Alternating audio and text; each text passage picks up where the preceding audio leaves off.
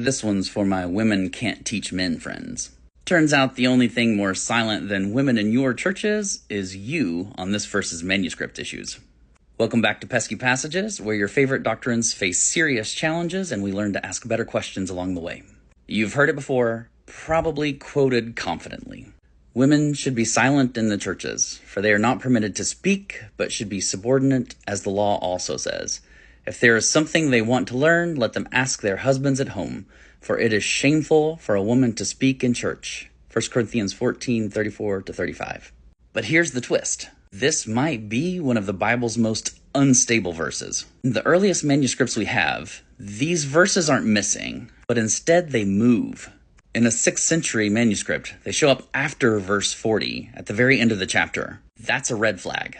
Ancient scribes didn't casually relocate scripture. That kind of movement usually points to one thing: interpolation. The scribes are likely attempting to find the best location for these verses to be added to the text. Additionally, in Codex Vaticanus, one of the oldest and most reliable copies of the New Testament, a strange little mark appears in the margin beside this passage. 2 dots and a full horizontal line. It's called a distigma obolos, and some scholars argue that it was used to flag suspected additions to the text.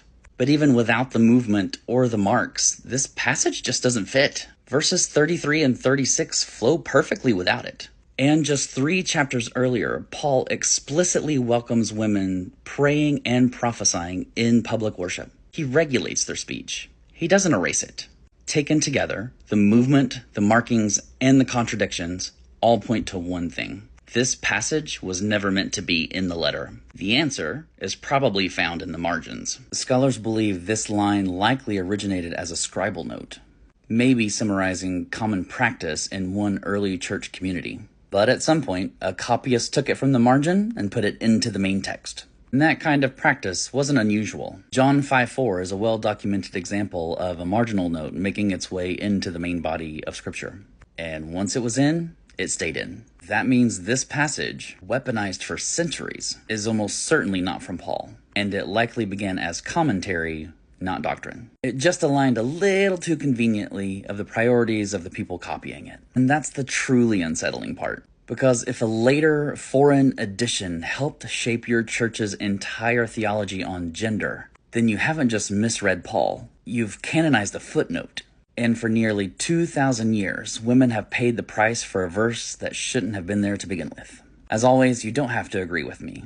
But when you're confronted with new information, you do have to wrestle with it. If Paul welcomed women's voices in worship, what should we do with a verse that silences them? Can a passage that floats between manuscripts and interrupts arguments be treated as authoritative? What happens to theology built on a line that probably wasn't from Paul? And what does it say about our reading of Scripture if we've privileged a scribal note over the actual theology of Paul? How many sermons, callings, and contributions have we lost by treating this one verse as untouchable? And what kind of damage is done when one half of the image of God is told to be quiet in the name of faithfulness?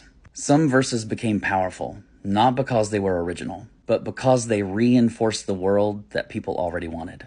The Bible tells more than one story, and not all of them come from the same pen. If you want to learn more, come along. You're welcome here.